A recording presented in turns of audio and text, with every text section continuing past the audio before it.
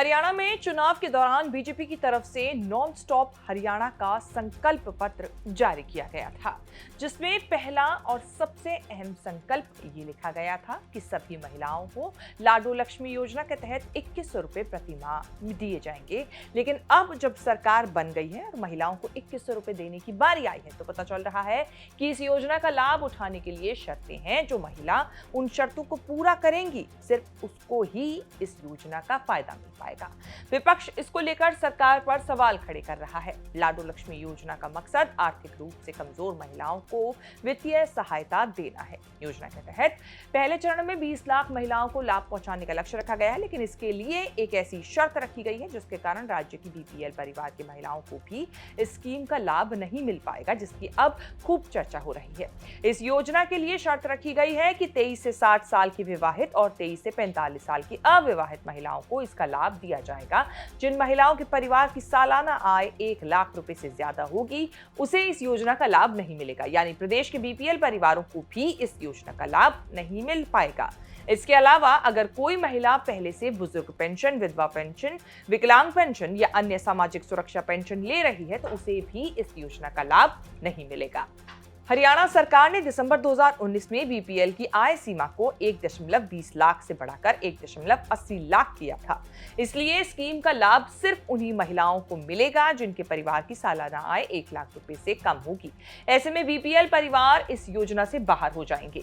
22 अगस्त 2025 को मुख्यमंत्री नायब सैनी ने विधानसभा में बताया था कि हरियाणा में 41,93,669 बीपीएल परिवार हैं। हालांकि पिछले 5 महीनों में 10,44,002 परिवारों को इस सूची से हटाया गया है। देश के 7 राज्यों में महिलाओं को सीधा कैश देने की योजना चल रही है। झारखंड और तेलंगाना में 2500 रुपए प्रति माह, हरियाणा में 2100 रुपए प्रति माह, कर्नाटक में 2000 रुपए प्रति माह, हिमाचल और महाराष्ट्र में 1500 रुपए प्रति माह और मध्य प्रदेश में 1250 रुपए प्रति माह महिलाओं को दिया जा रहा है। लेकिन सालाना पारिवारिक आय की शर्त हरियाणा में सबसे कम 1 लाख है। झारखंड में 1.20 लाख सालाना, तेलंगाना में 2 लाख सालाना, कर्नाटक में 1.20 लाख सालाना, मध्य प्रदेश में 2.5 लाख सालाना, महाराष्ट्र में भी 2.5 लाख सालाना और हिमाचल में दूसरे के घरों में काम करने वाली महिलाओं के लिए ये योजना है और इसकी कोई इनकम लिमिट नहीं है। योजना की छिपी हुई शर्तों की बात करें तो सरकार ने हाल ही में जारी नोटिफिकेशन में कुछ ऐसी शर्तों का खुलासा किया है जो पहले सार्वजनिक नहीं थी। ये शर्तें लाभ लेने की प्रक्रिया को जटिल बना सकती हैं। नंबर 1, 2 महीने लगातार आपने पैसा नहीं लिया तो आपका नाम कट जाएगा और अगर आप योजना से बाहर कर दिए जाओगे, लिहाजा बैंक खाते का विवरण परिवार पहचान पत्र में अपडेट होना चाहिए। नंबर 2, लाडो लक्ष्मी योजना की आईडी जनरेट होने के 1 महीने बाद पैसे आने शुरू होंगे। राज्य सरकार दावा कर रही है 1 नवंबर यानी हरियाणा दिवस से सभी पात्र महिलाओं के खातों में पैसे आने शुरू हो जाएंगे। लेकिन नई नोटिफिकेशन में साफ कहा गया है कि पोर्टल पर अपलोड किए गए दस्तावेजों के आधार पर आपकी एक आईडी जनरेट होगी और इसके 1 महीने बाद आपके खाते में पैसे आने शुरू होंगे। मतलब साफ है कि पैसा 1 नवंबर से नहीं बल्कि आईडी जनरेट होने के 1 महीने के बाद से मिलना शुरू होगा। नंबर 3, हर महीने देना होगा जीवित रहने का प्रमाण।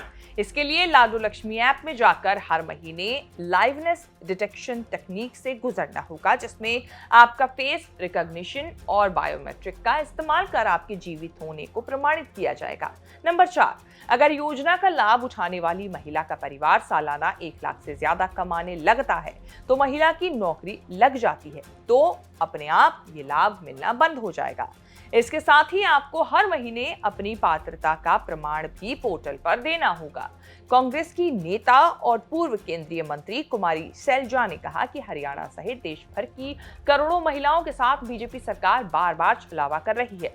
अब लाडो लक्ष्मी योजना और 2100 रुपए देने का जो शोर मचाया जा रहा है, वह भी अब जनता को गुमराह करने का एक और चुनावी हथकंडा है। योजना में आय सीमा रखकर अधिकतर गरीब एवं मध्यम वर्गीय परिवारों को, महिलाओं को बाहर कर दिया गया है। आम आदमी पार्टी के वरिष्ठ नेता और राष्ट्रीय मीडिया प्रभारी अनुराग डांडा ने बीजेपी सरकार द्वारा दीनदयाल लाडो लक्ष्मी योजना की ऐप लॉन्च को लेकर सीएम पर तीखा हमला बोला और इससे महिलाओं के साथ सबसे बड़ा राजनीतिक खेल करार दिया। उन्होंने कहा कि सीएम नायब सिंह ने पंचकुला में इस योजना और मोबाइल ऐप का शुभारंभ तो कर दिया, लेकिन ये लॉन्च असल में चुनावी धोखे की शुरुआत है। डांडा ने यह भी कहा कि बीजेपी ने विधानसभा चुनाव 2024 के दौरान बड़े मंचों से वादा किया था कि हरियाणा की हर महिला को 2100 रुपए प्रति माह दिए जाएंगे, लेकिन अब जब योजना के लिए रजिस्ट्रेशन शुरू कर रही है, तो बीजेपी ने अपने ही वादों से पलटते हुए उसे शर्तों पर पाबंदियां लगा दी है। हरियाणा में लगभग 1.4 करोड़ महिलाएं रहती हैं, लेकिन इस योजना का लाभ मुश्किल से 10 से 12% महिलाओं तक ही पहुंचेगा। बाकी करोड़ों महिलाओं के हाथ खाली रह जाएंगे। इस योजना का लाभ लेने के लिए कई जरूरी दस्तावेजों की जरूरत है। इनमें हरियाणा में रजिस्टर्ड फैमिली आईडी, आधार कार्ड से लिंक्ड बैंक खाता डिटेल, आय प्रमाण पत्र, निवास प्रमाण पत्र, विवाह प्रमाण पत्र, आधार से लिंक्ड मोबाइल नंबर, बिजली bill connection number, HKRN registration number और परिवार के नाम रजिस्टर्ड वाहन का विवरण देना होगा। इस रिपोर्ट में इतना ही। इस रिपोर्ट को लेकर आपकी क्या राय है, कमेंट सेक्शन में जाके हमें अपनी बात जरूर बताएं और इस तरह की खबरें आगे भी देखने के लिए बने रहे न्यूज़ तक के साथ। लालू प्रसाद यादव की पार्टी का आप पक्ष रखते हैं, उनसे मुलाकात का कोई एक वाकया जो आप याद करना चाहती हैं और जो आपको हंसाती भी है, गुदगुदाती भी है और जिसे आप हमेशा सहेज कर रखना चाहेंगी? हमेशा जैसे पहली बार मैं गई थी मिलने के लिए उनसे, तो मुलाकात उस तरह से नहीं हो पाई। लालू जी निकल रहे थे तो हम सिर्फ बोले, अपना नाम बोले, प्रियंका भारती, बस इतना बोले। तो फिर बोले लालू जी कि ठीक है भारती, मुलाकात होगी, बस इतना बोले। और फिर मुझे लगता है कि एक सप्ताह बाद ही हम लोग जितने छात्र विंग के यूनिट के लोग थे दोबारा लालू जी से मिलने के लिए गए। उस एक क्षण का, उसे 10 सेकंड का भी उनके भीतर था मन में याद। और लालू जी पता है क्या किए, अचानक से बात कर रहे थे राबड़ी जी से और फोन पे बोले कि अभी भारती आई हुई है JNU से। तो मतलब मेरे लिए बहुत बड़ी बात थी कि दो मतलब मुख्यमंत्री जो रहे आपस में बात कर रहे हैं, जबकि लालू जी सिर्फ 10 सेकंड के लिए मिले थे और मैंने बस अपना नाम बताया था, उनको याद था। और सिर्फ इतना ही नहीं, मेरे गांव की मतलब फतुहा में एक वार्ड है, एक वार्ड की एक महिला होती हैं, मालो देवी उनका नाम था, दलित समुदाय से आती थी, और लालू जी को उनका नाम याद है। वो बोल रहे हैं कि मालो देवी जीवित है कि नहीं जीवित है। तो और मुझे याद है कि उस महिला का भी बहुत कैरेक्टर असैसिनेशन होता था हमारे गांव में।